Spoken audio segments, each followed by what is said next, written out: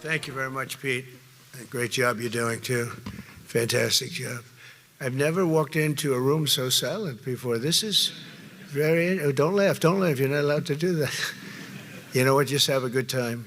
And if you want to applaud, you applaud. And if you want to do anything you want, you can do anything you want. And if you don't like what I'm saying, you can leave the room. Of course, there goes your rank. There goes your future. But you just feel nice and loose, okay? Because we're all on the same team. And I was told that, sir, you won't hear a murmur in the room. I said, we got to loosen these guys up a little bit. So you just have a good time. But I want to thank Secretary Hegseth and General Kane, General Raisin Kane for a reason, they call him that. When I heard his name, I said, you're the guy I'm looking for.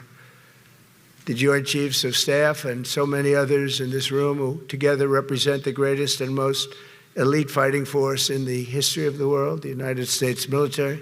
We're very proud of our military. I rebuilt the military during my first term. It's one of the greatest achievements. We had the greatest economy in history, and I built the military. Those are the two things I say more than anything else. And I also kept us safe at the borders. We had very good borders. We didn't have people coming in from jails and prisons and everything like took place over the last 4 years. They'll never forget what happened to this country over the last 4 years with the incompetence. There could be no higher honor than to serve as your commander-in-chief. It is a great honor. I look at you, you're just incredible people. Central casting, I might add. To each and every one of you, I thank you for your unwavering devotion to the armed forces and to the country that we've all sworn a sacred oath to defend. We all have that oath, every one of us. I'm thrilled to be here this morning to address the senior leadership of what is once again known around the world as the Department of War. I know Pete spoke about it. He gave a great speech, I thought. Great speech. I don't want him to get so good. I hate that. You know? No, I hate it. I almost fired him. I said, you can't, I don't want to go on after that. No, he gave a great speech, but he talked about Department of War. We were sitting there. I said, didn't it used to be called the Department of War? And he goes, yes, sir. They changed it like in the early 50s. So we won the First World War. We won the Second World War. We won everything in between and everything before that. We only won. And then we went, in a way, woke. That was probably the first sign of wokeness. And we changed it to defense instead of war. And I said, what do you think? How do you think if we changed it back? Would that be a nice idea? And Pete loved it immediately. Some people thought about it. You know, they gave it a little thought. But in the end, we did it. And I have to be honest, it's so popular. I thought it would be met with fury on the left. But they're sort of giving up, I must be honest with you. They've had it. They've had it with Trump. They've been after me for so many years now. Here we are. Here we are. Come to the White House anytime you'd like. No, they've given up. They're bad, a lot of bad people. But all over, it's been so popular. It's been very popular. I really thought that we were going to have to sort of fight it through. There's been no fight. There's been no fight. Like what I called the Gulf of America, the Gulf of America, because to me it was always the Gulf of America. I could never understand. We have 92% of the frontage. And for years, actually 350 years, they were there before us. It was called the Gulf of Mexico. I just had this idea. I'm looking at a map. I'm saying, we have most of the frontage. Why is it Gulf of Mexico? Why isn't it the Gulf of America? And I made the change, and it went smoothly. I mean, we had a couple of fake news outlets that refused to make the change. And then one of them, AP, took us to court, and we won. And the judge, who was a somewhat liberal judge, said, the name is the Gulf of America, because AP refused to call it the Gulf of America. They wrote, they're not a good outfit, by the way. They call it the Gulf of Mexico. I said, no, the Gulf of America is the name. And the judge actually said that, in fact, you can't even go into the room because what you're doing is not appropriate. The name is the Gulf of America. Google Maps changed the name. Everybody did, but AP wouldn't. And then we won in court. How about that? Isn't that so cool?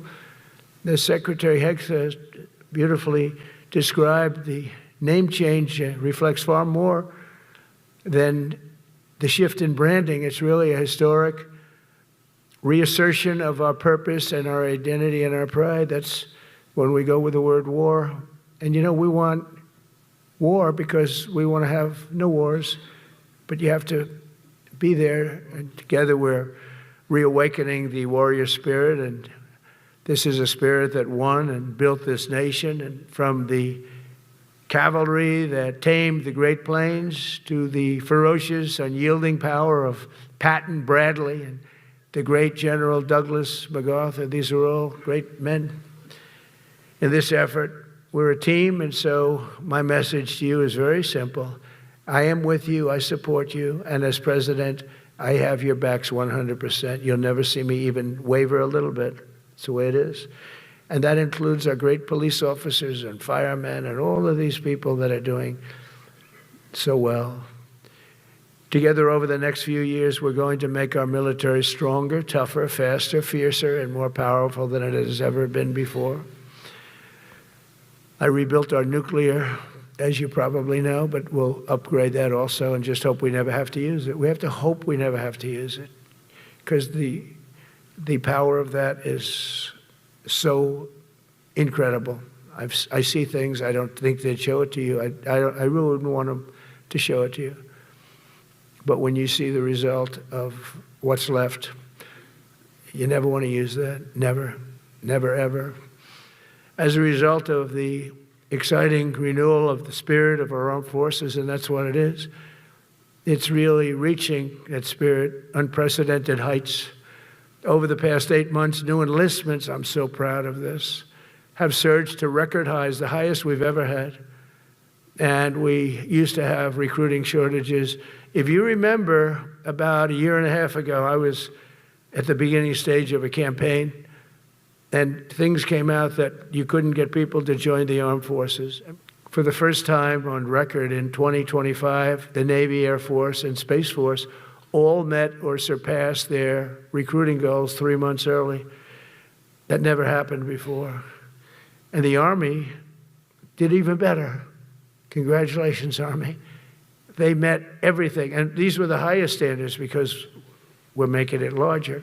So these were much higher standards than you had 4 years ago, 3 years ago, during the sleepy Joe Biden era. And the Army did it 4 months early.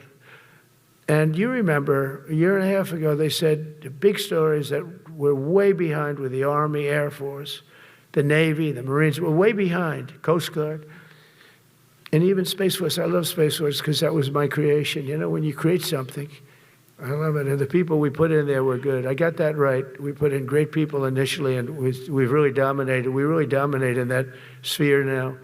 We're way behind China and Russia, and now we dominate. Space Force turned out to be a very important thing. I said from the beginning, when Biden came into office, he wanted to terminate it. He said, and this thing called Space Force, so we could get rid of that. And he got hammered by the people in this room for even suggesting it, because it's very important, one of the most important. And as time goes by, it'll get more and more important. But we're now at 106% of our recruiting targets for the year, and that's the best in far more than a generation. And for the Marines, morale is so strong that the Marine Corps will meet its 2026 retention targets before the end of October, which never happens. And that's the earliest it's ever happened in the history of our country. And it makes you feel good, I felt guilty. I'd go make a speech in front of never people like you. You are the leaders, but people, soldiers. And I felt embarrassed because there'd be stories about, we couldn't fill up our Army, Navy, Air Force. We couldn't fill them up. And it was headlines. It was during Biden's 4 years, the auto pen. I call him the auto pen. It's, how would you like to have your thing signed by an auto pen? When I have a general and I have to sign for a general because we have beautiful paper, the gorgeous paper, I said, throw a little more gold on it. They deserve it. I want the A paper, not the D paper. We used to sign a piece of garbage. I said, this man's going to be a general, right? Yeah. I don't want to use this. I want to use the big, beautiful, firm paper. I want to use the real gold writing when you talk about the position, and they're beautiful. But how would you like to have that where some kid sitting in the back office is having it signed with an auto pen? I thought about it, and I thought about you people first, admirals, generals. I said, somebody works his whole life. He gets into maybe the academies or wherever, but however you got there, and you go through years of work, and now you become an admiral or a general or whatever. And when you do, the President of the United States signs your commission, as you know, and that commission is beautifully displayed. And I sign it. Actually, I love my signature. I really do. Everyone loves my signature. But I signed it very proudly, and I always think to myself, how can you have an auto pen sign this? It's just so disrespectful. To me, it's just totally disrespectful. And it turned out that almost everything he did was signed by auto pen, except for when he gave his son, Hunter, pardon. He signed that one. And that's actually the worst signature I've ever seen. That was the bad. The auto pen looks much better.